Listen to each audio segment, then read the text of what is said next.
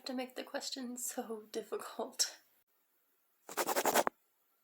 Hey there, this is Foggy Fiction, and I am Haley. I'm a writer living with mental illness, doing my best to show that mental health does not dictate talent or worth, and hoping to encourage others to chase their dreams. In this video, I'm doing the Uncommon Questions tag. What's that, you ask? Never heard of it? Yeah, that's because I made it up. I see all these tag videos with questions that, we all want the answers to, and everybody asks, myself included, but I never see any with those little questions that I'm curious about. So I put 20 of those questions together and answered them myself. Let's get to it. Number 1. What were the things you wrote about as a kid or a young writer? I was mostly writing fantasy and horror, and a lot of sad poetry. Number 2. What's the story you shelved that you would be most likely to revisit someday? I started writing a story about a female assassin when I was in high school, and I worked on it while into college as well. The idea came to me after the first time that I ever watched Sin City, and there is a really good story in there, but there is also a lot of work that needs to be done, and I think some good old plot and outline action would really make a difference. Number 3. What's the one you're likely to never pick back up? There are a handful of ones that I will never pick back up, but the first one that comes to mind is Garnets and Emeralds. It was the first full story that I ever completed at only like 12,000 words. It was a vampire romance novel that I wrote as a teenager, and I'm pretty sure that says everything I need to say. And because everyone always asks this, I did write it before Twilight came out. Number 4. What character of yours would you be most excited to see fanfiction about? I know fanfiction is a controversial topic because a lot of writers aren't for fanfiction. Some of them don't care one way or the other, and then there are ones who not only like it, but used to write it themselves. While I've never written fanfiction, I think the idea of someone liking my writing so much that they write fanfiction about it is kind of awesome. As long as they aren't trying to profit off of my characters, I guess. But with that said, I think Beck. Her confidence, her strength, her general attitude toward anything and everything. I loved writing her, and I'm sure that there could be some brilliant fanfiction out there once her story is in the world. And she's not even the main character in that story, so. Number 5. Which of your stories has received the biggest revisions? MH, the one that I'm working on right now. I'm actually getting ready to pick back up revising chapter 5. For the sake of simplicity, I refer to this as second round revisions, but technically it would be third and fourth round revisions because I have a really weird way that I do revisions. I know that doesn't sound like it makes any sense at all, but it does for me.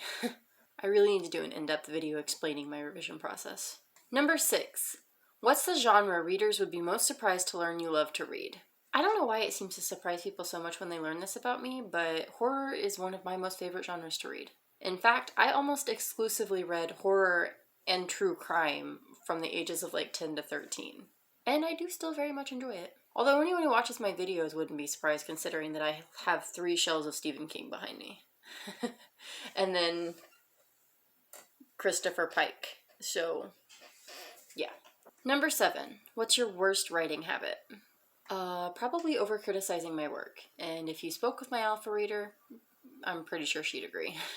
Number 8. What's a story you won't write but wish someone else would? So I am not a romance writer.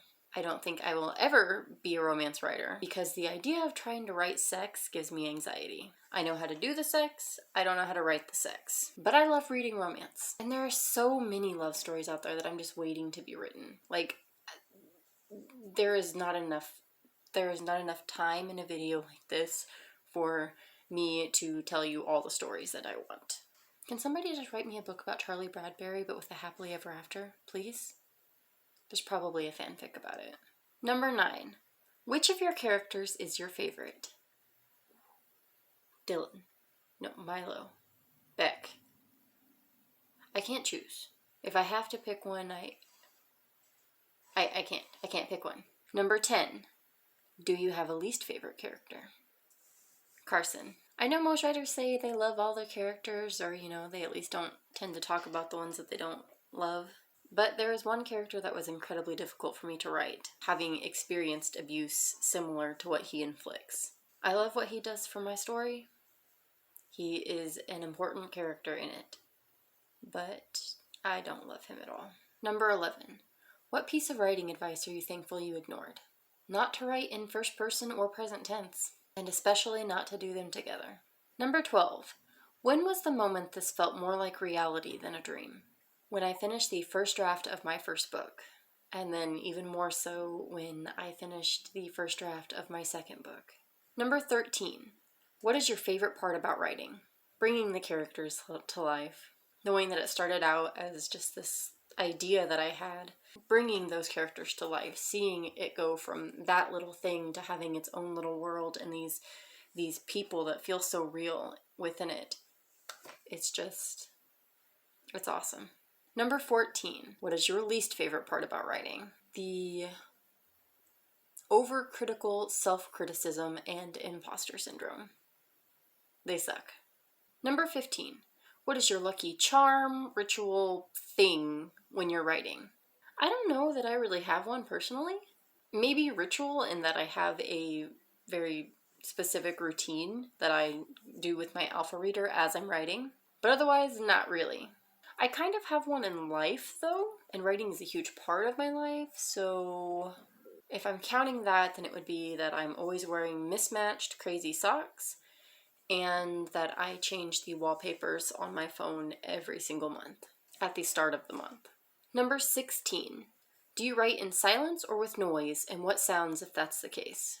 I usually write with some sort of show or YouTube channel on in the background, generally choosing ones that I've already watched so that I'm not tempted to pay too much attention to it. If I do pay too much attention, then I put on some writing music. I have a Spotify playlist that has music from some of my favorite video games, including Skyrim and The Witcher 3, because it's music that doesn't have voice to it, or the ones from The Witcher that do have voice. It's not something that I'm trying to sing along to, and it's also something that I'm used to spending literally hundreds of hours as just background music, so it works.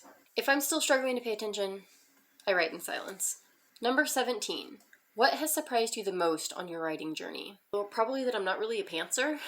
When I realized how much plotting clicked for me. I mean, I went from taking 2 years to write the first draft of my first book to winning NaNoWriMo later the same year that I finished the first one. So, yeah. Plotting is apparently my thing. Number 18. What grammar rule do you struggle with the most? It really bugs me that punctuation goes inside of quotation marks, even when it's not used in dialogue. I have literally rewritten sentences so that I didn't have it ending with words or phrases inside of quotations, so that I didn't have to see that ugly mess, because it bothers me the way it looks. I know that's such a stupid thing, but it has always bugged me.